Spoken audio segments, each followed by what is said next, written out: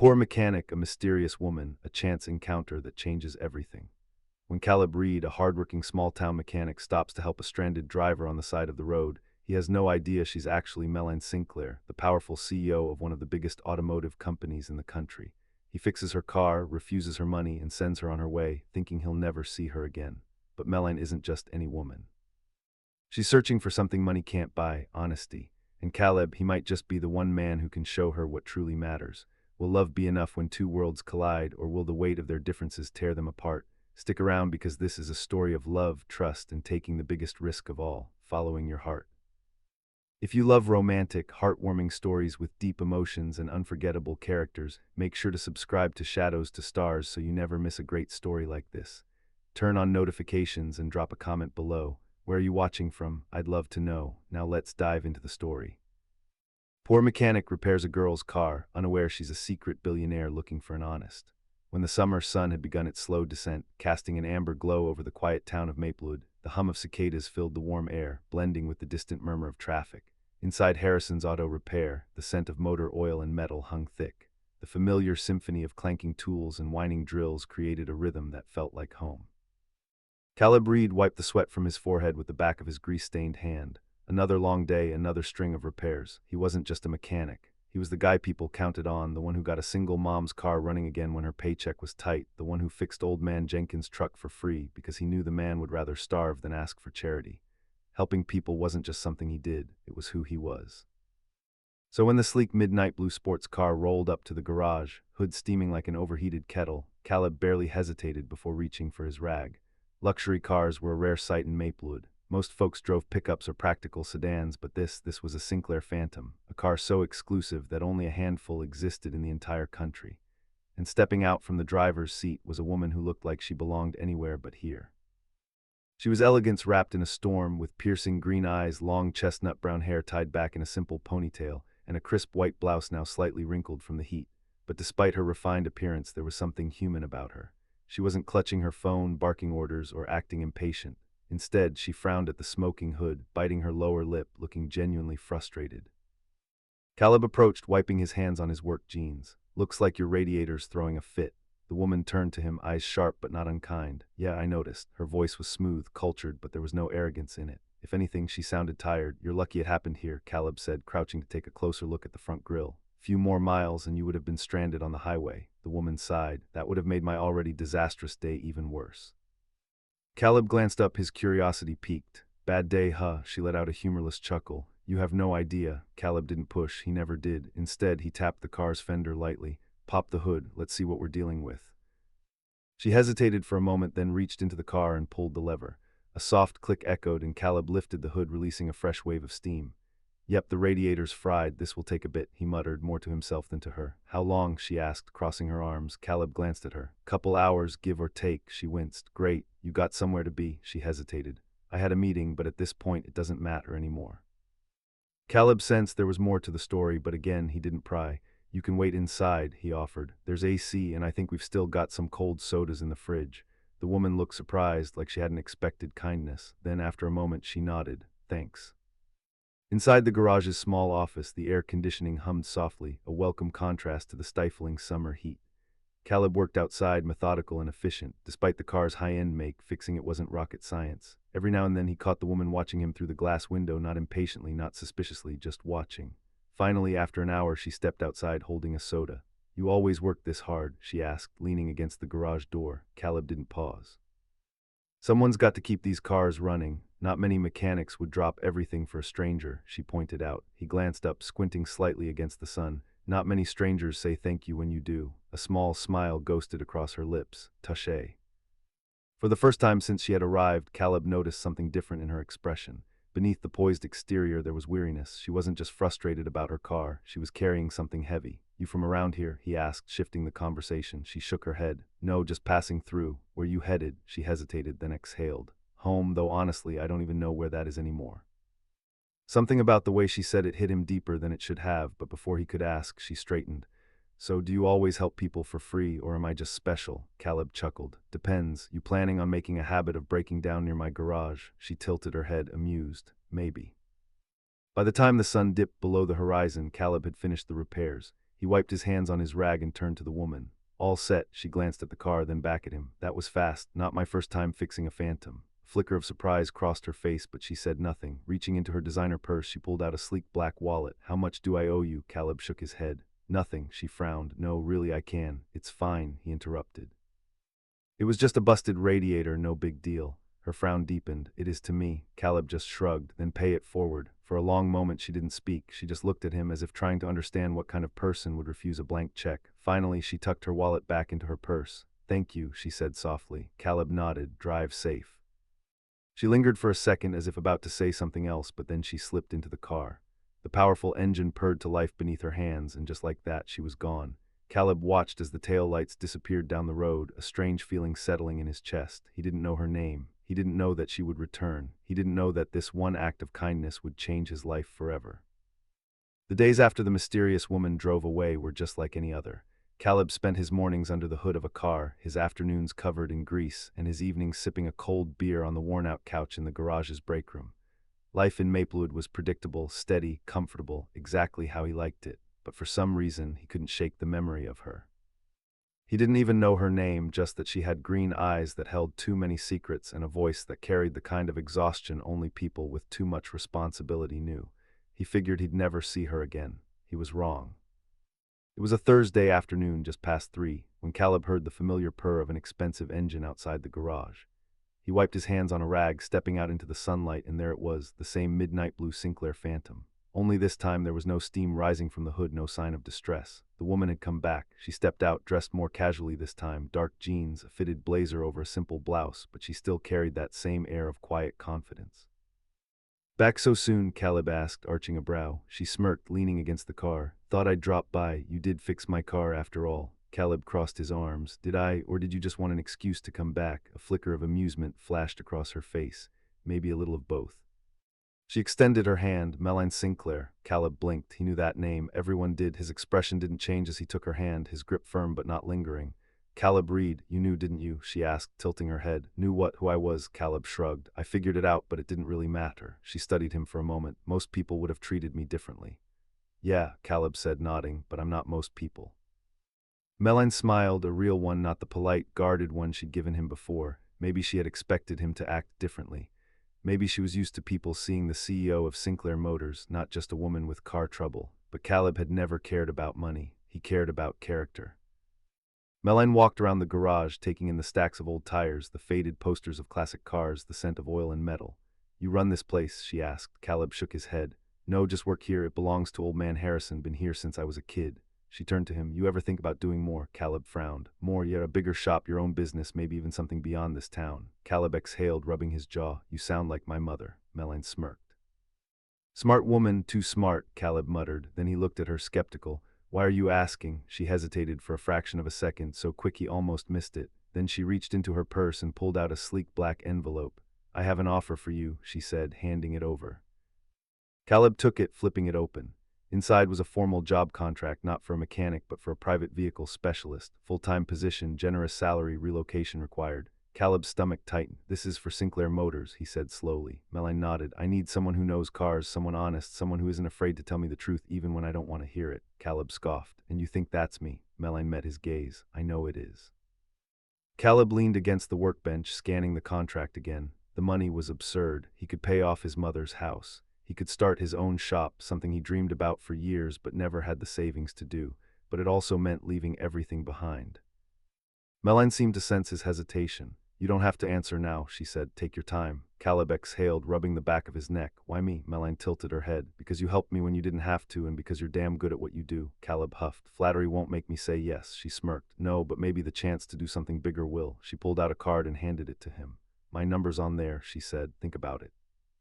Then, without waiting for a response, she slipped back into her car. The engine purred to life. Caleb watched as she drove away, his mind racing. This was the kind of opportunity people dreamed of, but dreams weren't always simple, and Caleb wasn't sure if leaving Maplewood was worth the price. That night, Caleb sat on the garage roof, a cold beer in hand, staring at the stars.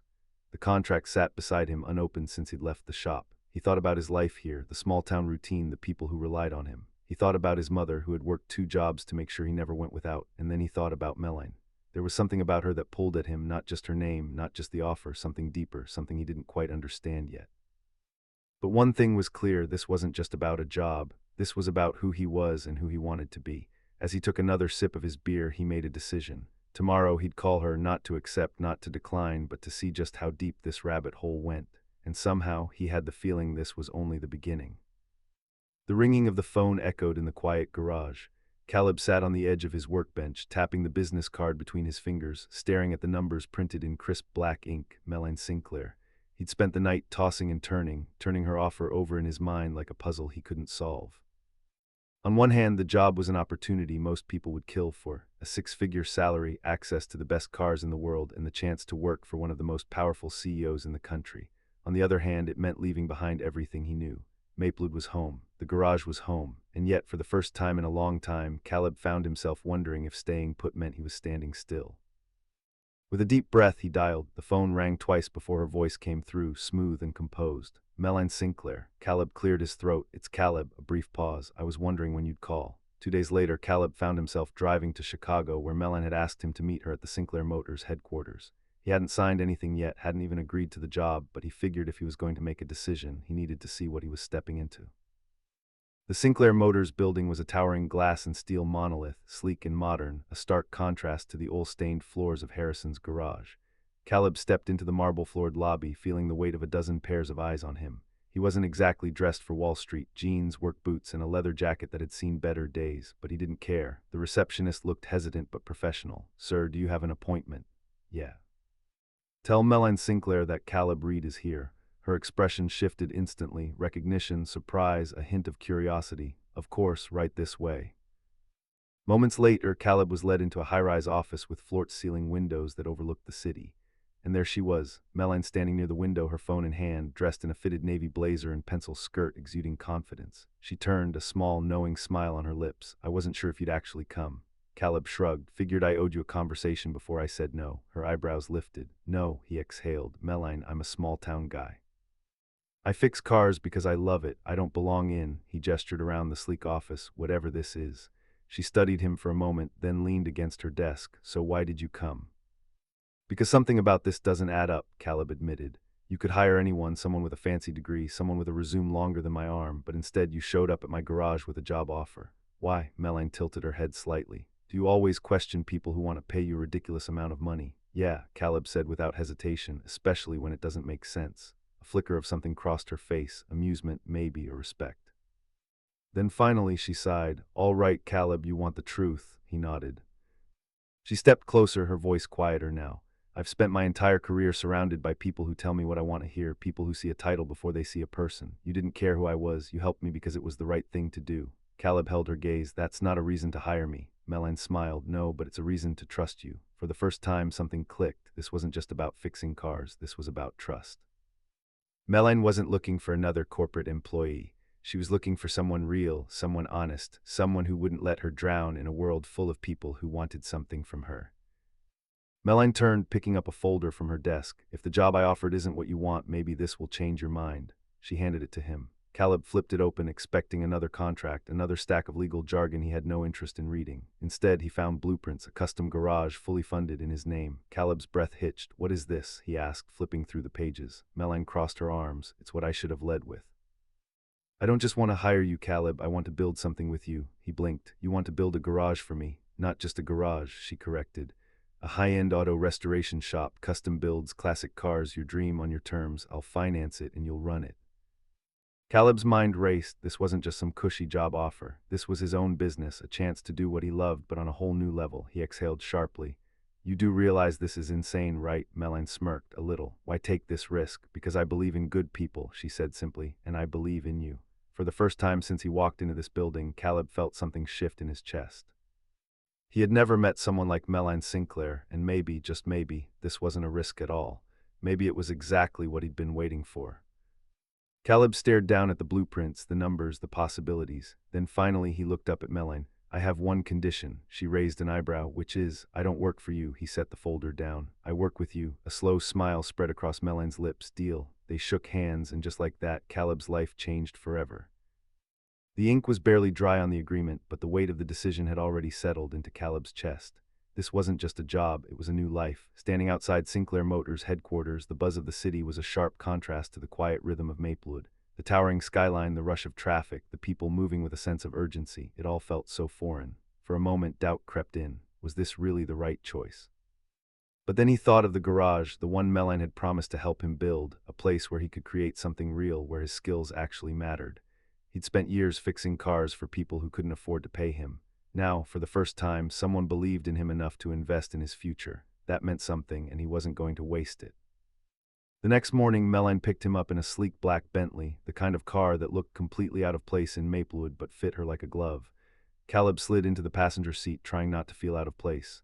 "So," he said, glancing at her as she maneuvered through the city traffic with ease. "Where exactly are we going?" Melanie smirked. "To your future," Caleb exhaled, cryptic. She didn't elaborate, just kept driving until the city faded behind them and they reached the industrial outskirts. Finally, she pulled up to an empty lot surrounded by warehouses and old manufacturing buildings. Caleb stepped out, squinting against the sunlight. "This it," Melanie nodded. "It doesn't look like much now, but give it some time." He turned in a slow circle, trying to picture it. His own garage, his own business, a place built on his terms with his values. It was surreal. Melanie studied his expression. "What do you think?" Caleb let out a slow breath. "I think I'm going to need a hell of a lot of tools." She laughed, a genuine, full-bodied laugh, not the polite chuckle he'd heard before. It suited her.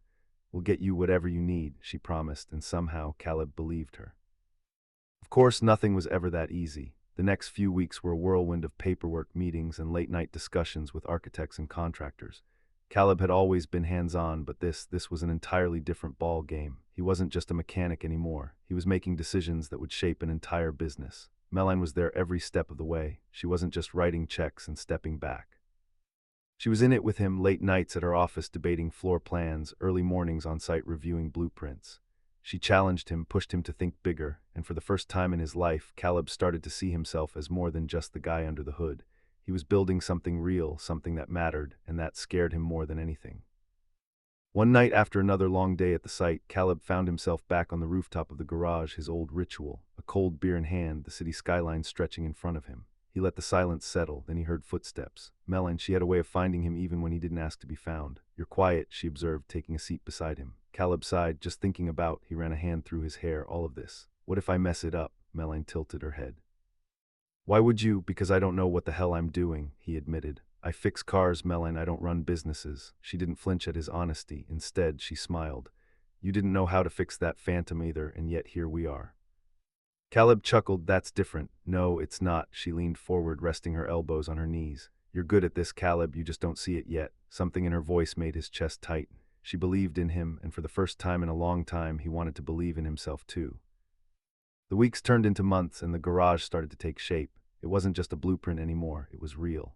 And so was the way Caleb started to see Melanie differently. She wasn't just a CEO. She was someone who worked harder than anyone he ever met, someone who didn't take shortcuts, someone who, despite having the world at her feet, still showed up at a dusty construction site every morning just to make sure this project didn't fail. And somewhere along the way, their conversation stopped being just about work. One night they were eating takeout in her office, papers scattered around them, when Caleb caught her staring at him. He raised an eyebrow. "What?" Melanie hesitated, then shook her head. "Nothing," but it wasn't nothing, he could feel it. And suddenly he realized maybe this wasn't just about a garage, maybe it never had been. One evening after another long day, Caleb found Melanie still at the site, reviewing plans even though the crew had already gone home. She looked exhausted, and for the first time, Caleb did something he hadn't done before. He reached out. "Come on," he said, grabbing her hand. Melanie blinked. "Where are we going?" "Nowhere," Caleb said. "Just away from blueprints for 5 minutes." She hesitated, then let him pull her outside. The air was crisp, the city lights glowing in the distance. For a moment, neither of them spoke. Then Caleb glanced at her, a small smirk on his lips. "You ever slow down?" Melanie sighed. "Not really." Figured. She turned to him, her green eyes searching his face. "Why did you say yes?"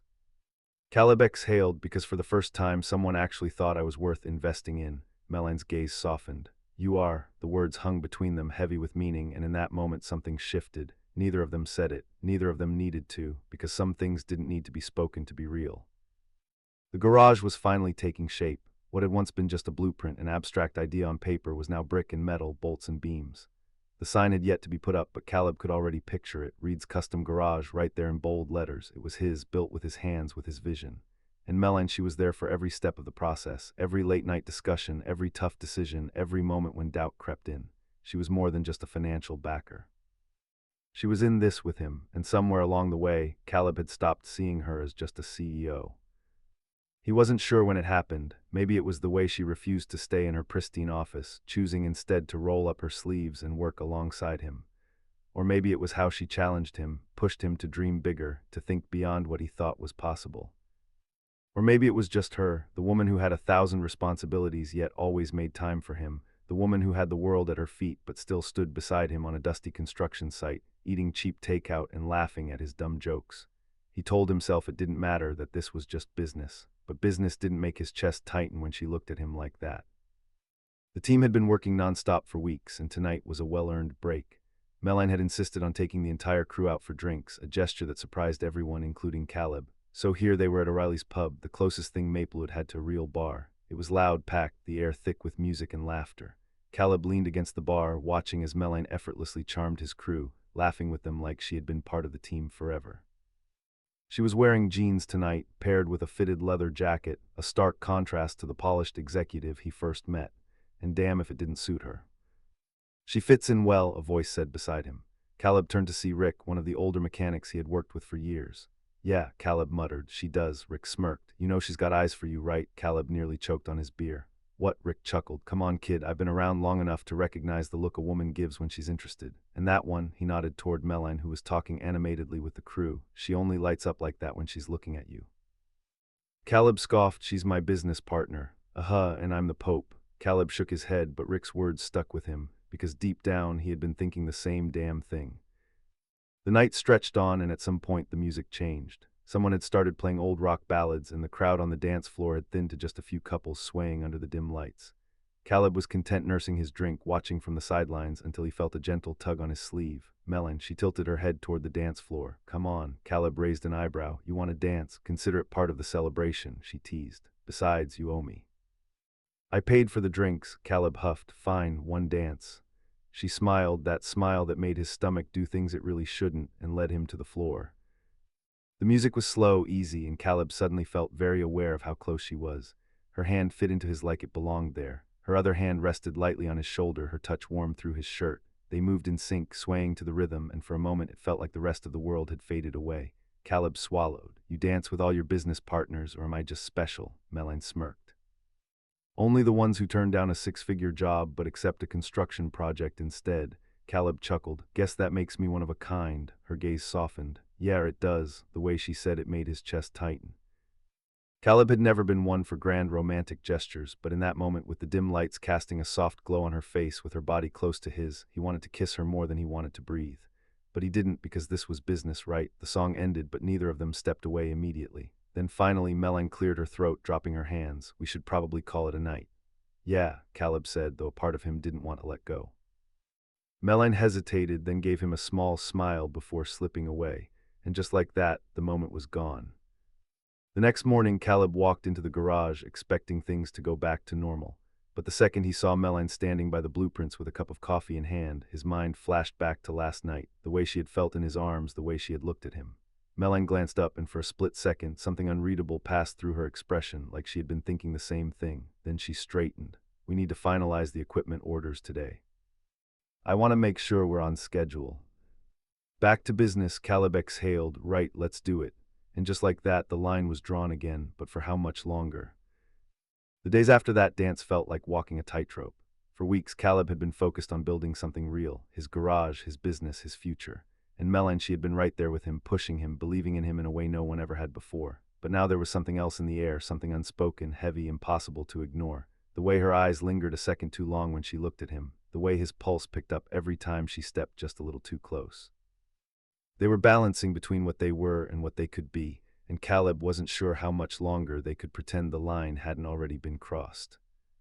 Construction was finally nearing completion. The garage was no longer just an idea, it was a reality. The walls were up, the floors were polished concrete, tough enough to withstand a lifetime of grease and tires. The equipment was arriving in waves, brand new lifts, custom tools, diagnostic machines so advanced that Caleb wasn't sure he even needed half of them. It was everything he had ever wanted, and yet something was off. Caleb wiped the sweat from his forehead as he stepped out onto the lot, watching the sun dip lower over the city skyline. He should be feeling relieved, excited, proud, But all he could think about was how soon this phase would be over and what that meant for him and Meline. Would she stay involved, or was this just a project for her, something to prove she could build something from the ground up? Would she leave? The thought sat like a weight in his chest, and the worst part, he had no damn clue how to ask her. That evening, Meline arrived at the garage later than usual. She was still dressed in her work clothes, a sharp navy dress and heels that didn't belong anywhere near an auto shop, but Caleb had gotten used to seeing her like this, half in her world, half in his. "You're late," he teased as she walked toward him. Meline sighed, running a hand through her hair. Board meeting ran over. "I swear some of these people just like to hear themselves talk," Caleb smirked. "I could say the same thing about certain CEOs." She shot him a glare, but it lacked any real heat. "Watch it read." He chuckled, leaning against one of the workbenches. "So what brings you by? Thought you'd be celebrating now that this place is almost done." Meline hesitated, and there it was again, that shift in her expression, like she wanted to say something but wasn't sure how. Finally, she exhaled. "I just wanted to see it one last time before it's finished." Something about the way she said it hit him harder than it should have. "One last time," he repeated. Meline glanced away, her jaw tightening. "Damn it." Caleb's stomach clenched. "You're leaving, aren't you?" She looked back at him, startled. "What? This was always just a project for you," he said, voice quieter now. "Once the garage is open, you're moving on." Meline didn't answer right away. In that silence, it told him everything. Caleb clenched his fist. He wasn't angry, not at her, not really. He had known this was a possibility, but knowing it and hearing it confirmed were two very different things. "I never said I was leaving," Meline said softly, "but you never said you were staying either." She bit her lip. "Caleb, just tell me the truth, Meline," he said, stepping closer. "Is this just business to you?" She met his gaze then, and for the first time he saw it, the fear beneath the confidence, the hesitation beneath the control. This was never just business, she admitted. Like that, the tightrope they had been balancing on snapped. For a moment, neither of them moved. The air between them crackled with something unspoken but undeniable. Then Caleb took the final step forward, closing the space between them. "Tell me to stop," he murmured. Meline didn't. Instead, she tilted her head up, her breath uneven, her lips parting just slightly, and that was all it took. Caleb reached up, cupping her face with rough, calloused hands, and kissed her. It wasn't soft. It wasn't tentative. It was everything that had been building between them for weeks, months, maybe, since the day she walked into his garage with a busted radiator and too many walls around her heart. Meline kissed him back just as fiercely, her hands gripping his shirt, pulling him closer, like she had been waiting for this moment as long as he had. By the time they finally broke apart, both of them were breathless. Meline let out a shaky laugh. "That was overdue." Caleb smirked, just a little. She traced a hand down his chest, her expression softening. "What happens now?" Caleb exhaled, pressing his forehead against hers. "Now," he smiled, "now we figure this out together." And for the first time in a long time, he wasn't afraid of the future anymore. The first thing Caleb noticed when he woke up the next morning was the silence, not the kind of silence that felt peaceful, like the quiet hum of an engine running smoothly. No, this was the kind of silence that came before something broke. Meline was already gone. The spot beside him was cold, the sheets barely disturbed, as if she had slipped away long before dawn. Caleb sat up, rubbing a hand over his face. What the hell did that mean? Last night had been real. He knew it. He had felt it. But had she? A part of him wanted to believe she had just needed time, that maybe waking up next to him had been overwhelming, that maybe this thing between them was bigger than either of them had expected. But another part of him, the part that had been burned before, whispered something darker. Maybe it hadn't meant the same thing to her. Caleb didn't hear from Meline for 2 days, which was 2 days too long. They had gone from working side by side every single day to radio silence. No texts, no calls, nothing. And Caleb was not a man who played games.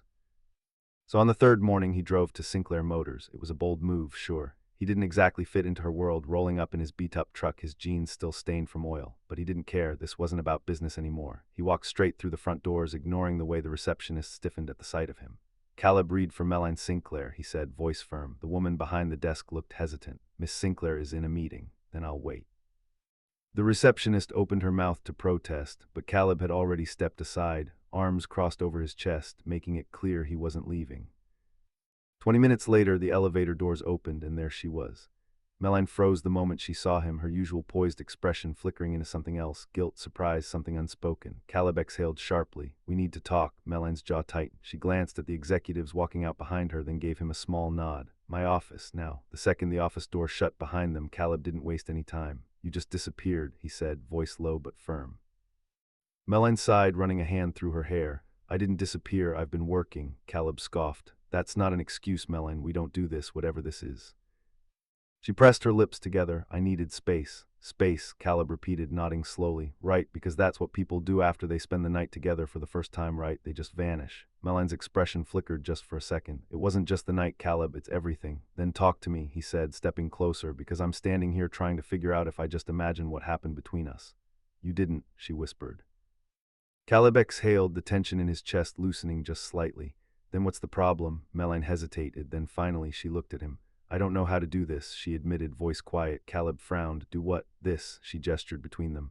I don't know how to be with someone when I'm used to always being in control. I don't know how to separate what I feel from what I've built. Caleb let that sink in. He had known she carried weight, the pressure of an empire, the expectations of a boardroom full of men who waited for her to slip up, but he hadn't realized how much she had been holding herself back. You don't have to separate it, he said, his voice gentler now. You just have to let yourself want something for once, Meline, she swallowed. And what if I don't know how? Caleb's lips twitched. Then I guess we figure it out. For a moment, she just stared at him. Then finally, she sighed. This is new for me. It's new for me too, Meline. She let out a small, shaky laugh. You sure about that? You seem like a guy who knows exactly what he wants. Caleb tilted his head. I do. And what do you want? He didn't hesitate. You. Her breath hitched. Caleb stepped closer, cupping her face. But not if you're going to keep running every time this gets real. Meline closed her eyes, exhaling. I don't want to run. Good, Caleb murmured, because I'm not going anywhere. And then he kissed her. This time it wasn't about months of built-up tension or stolen moments. This was about choosing something real. And Meline this time, she didn't pull away. The moment Meline stopped running, everything changed. She and Caleb weren't just business partners anymore. They weren't just dancing around the tension, pretending it wasn't there. They were in this together, but love had never been the problem. The problem was everything else. Caleb had spent his whole life doing things his own way. He worked with his hands. He built things from the ground up. He never had to answer to anyone but himself. Meline, on the other hand, lived in a world of control.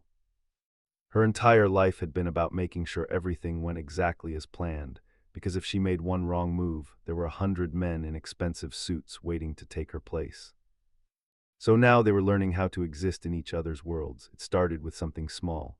Caleb was in the garage, going over the final touches before the grand opening when Meline walked in, holding a thick folder of documents. He glanced up from under the hood of a classic '69 Mustang, wiping grease from his hands. You look stressed, he noted. Meline sighed. I need to talk to you about the contract for the shop's licensing agreement.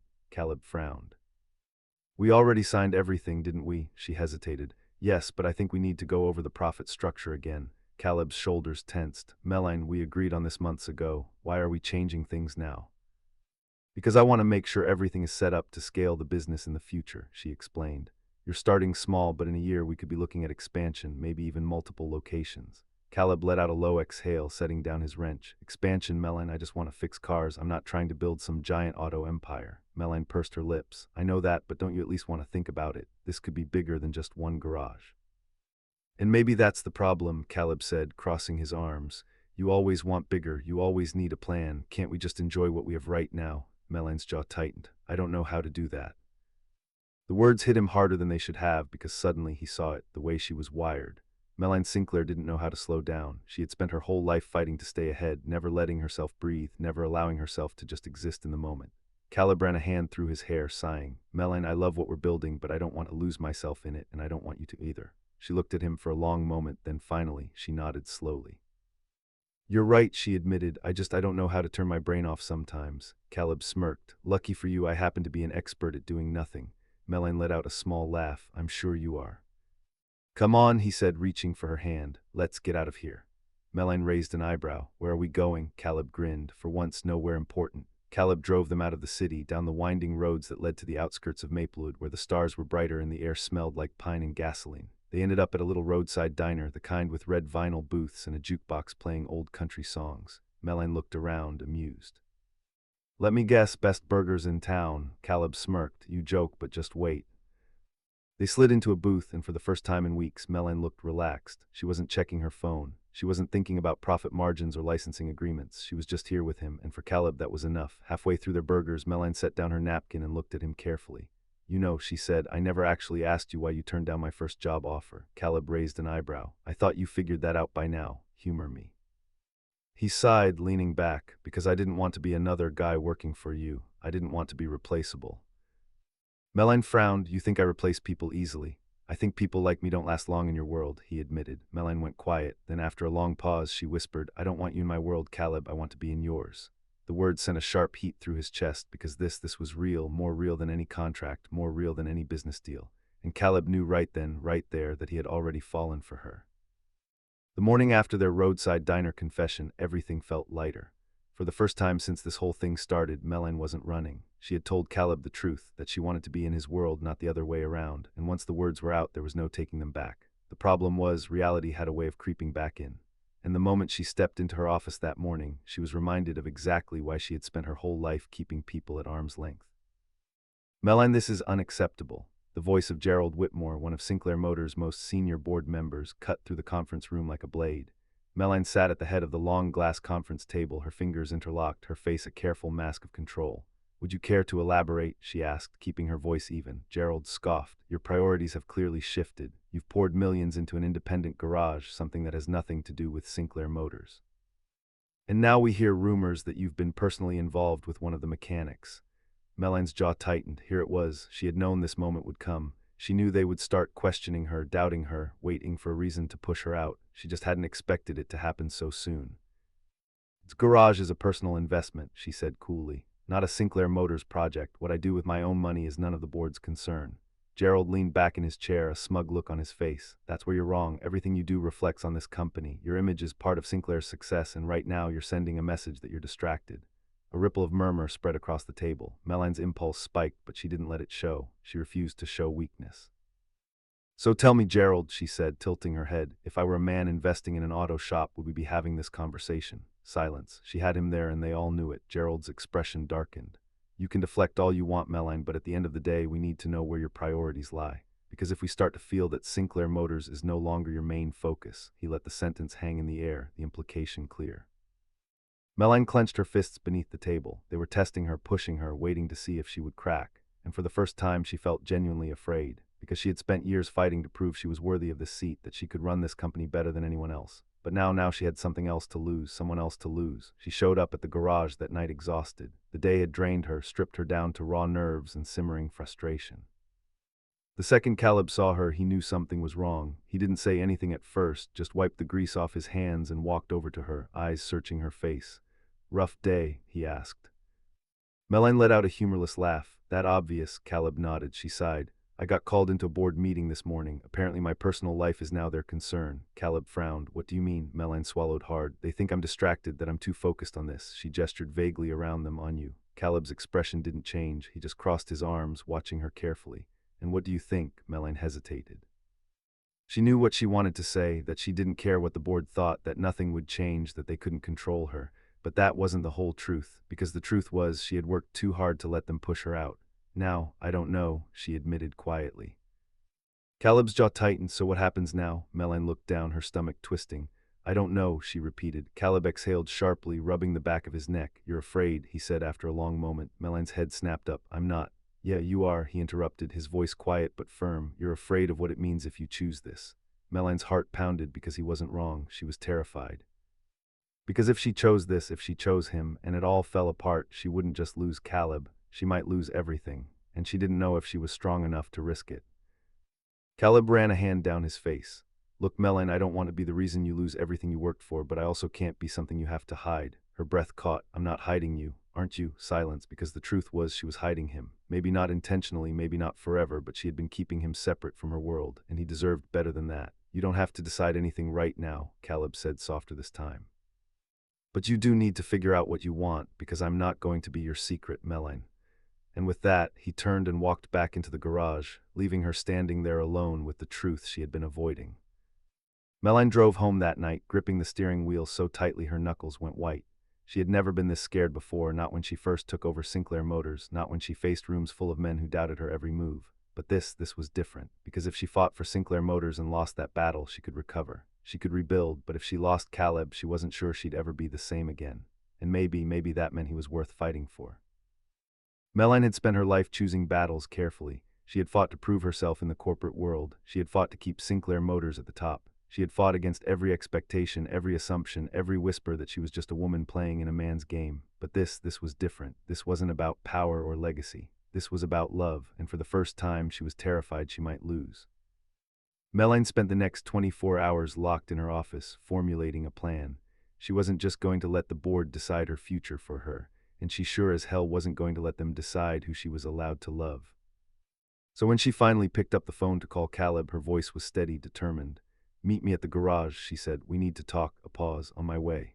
By the time Caleb arrived, Melanie was already there, standing outside the garage with papers in hand, her face unreadable. The second he stepped out of his truck, Caleb's eyes locked onto hers, searching. "You figured it out," he said simply. Melanie nodded. "Yeah, I did." She handed him the documents.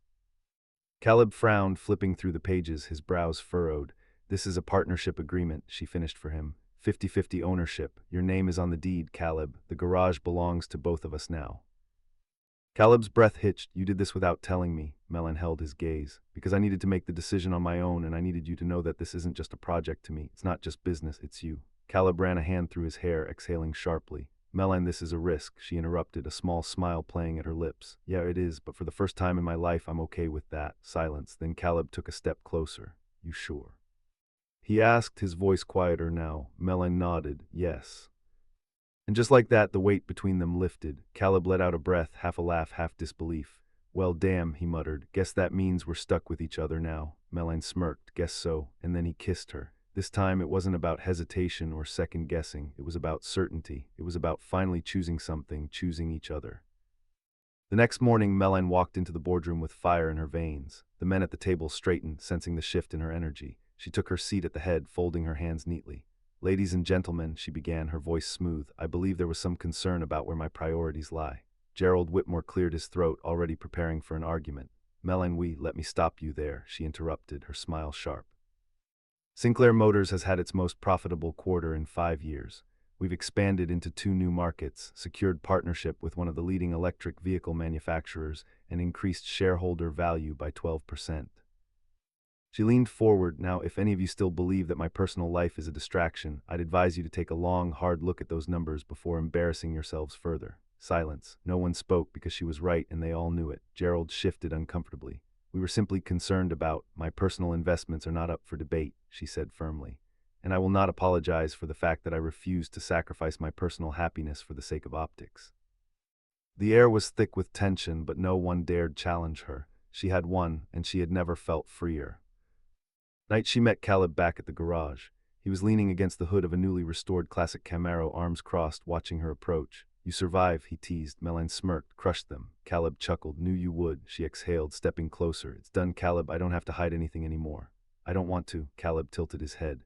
"So does this mean I can finally take you on a real date without worrying about scandalizing half of corporate America?" Melanie laughed. "Yes, though fair warning, I have very expensive taste." Caleb smirked. Yeah, lucky for you, I just happen to be co-owner of a very successful garage." She raised an eyebrow. "Successful? We haven't even opened yet." Caleb grinned. "Yeah, but with you by my side, I'd bet on us every time." And for the first time in a long time, Melanie knew she was exactly where she was meant to be. With him, with this life they were building together, and she wouldn't change a damn thing. Grand opening of Reed's custom garage was supposed to be a small event. A few friends, some local clients, nothing too extravagant. At least that's what Caleb had planned. Instead, when he pulled up that morning, the lot was already packed. Rows of classic cars, custom builds, and even a few luxury models lined the streets. People from all over had come. Some were former clients from the old Maplewood garage, the ones who had trusted him with their cars before he ever had a fancy building. Some were Sinclair Motors executives, showing up to support Melanie, not just because she was their CEO, but because they had finally seen what she was capable of. And then there was the press. Caleb wasn't exactly thrilled about that part, but as Melanie stepped out of her car, dressed in jeans and a leather jacket instead of her usual boardroom attire, she just smirked. "You didn't really think we could keep this quiet, did you?" she teased. Caleb exhaled, shaking his head. "Melanie, this isn't exactly my scene." She laughed, looping her arm through his. "It's your garage, Reed. It's whatever you want it to be." And with that, she kissed him right there in front of everyone. Cameras flashed, people cheered, and for the first time, Caleb didn't care who was watching. Because for the first time in his life, he wasn't just fixing cars, he was building a future with her. Event was more than just a grand opening. It was a celebration of everything they had built together.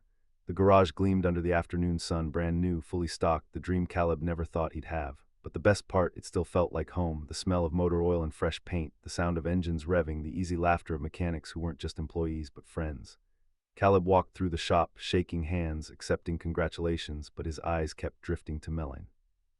She was in the center of it all, smiling, laughing, completely at ease. She wasn't just the CEO of Sinclair Motors today. She was just Melanie, his Melanie, and when their eyes met across the crowd, he knew she felt it too. By the time the crowd had thinned out and the sun had dipped below the horizon, Caleb found Melanie standing out back, leaning against the hood of an old '67 Mustang. He walked up beside her, hands in his pockets. "Big day," he said. Melanie smiled. "Bigger than I expected. You regret it?" She turned to him, her eyes soft. "Not for a second." Caleb nodded, exhaling slowly. "Good, because I meant what I said before, Melanie. I'd bet on us every time." She studied him for a long moment, then reached for his hand, lacing her fingers through his. "I'd bet on us too," she whispered. Silence stretched between them, but it wasn't heavy. It was comfortable, steady, right. Then after a moment, Melanie smirked. "You know," she mused, "you never actually took me on that real date you promised." Caleb chuckled. "You call this not real?" He gestured to the garage. "This is the best first date I've ever planned." Melanie rolled her eyes, shoving his shoulder. "Come on, Reed. I want dinner and wine and a date where I don't smell like motor oil." Caleb grinned. All right, all right. "You want fancy?" Melanie raised an eyebrow. "You got something better?" He smirked. "Yeah, I do." And then without another word, he lifted her up, setting her down right in the driver's seat of the Mustang. Melanie's eyes widened. "Wait, are we stealing this car?" Caleb laughed. "It's mine, Sinclair. Consider it part of the business perks." He slid into the passenger seat, reaching over to turn the key. The engine roared to life, the familiar hum filling the night air. Melanie glanced at him, excitement flickering in her eyes. "So where are we going?" Caleb just smirked. "Nowhere important," he said. And with that, she hit the gas. The Mustang sped off into the night, leaving behind the garage, the city, the expectations, everything but each other. Because some things in life weren't about where you were going, they were about who you had beside you when you got there, and for Caleb and Melanie, that was all they needed. And that's the story of Caleb and Melanie, proof that sometimes the best things in life come when you least expect them. Now I want to hear from you. Where are you watching from? Drop your city or country in the comments. I love seeing how far our community reaches. If you enjoyed this story, don't forget to hit that subscribe button and turn on notifications so you never miss another heartwarming tale. We bring you stories of love, fate, and second chances, and we'd love to have you along for the journey. And if this story touched your heart, give it a like and share it with someone who needs a little hope today. Thank you for watching, and until next time, keep believing in love, kindness, and the unexpected magic of life. See you in the next story.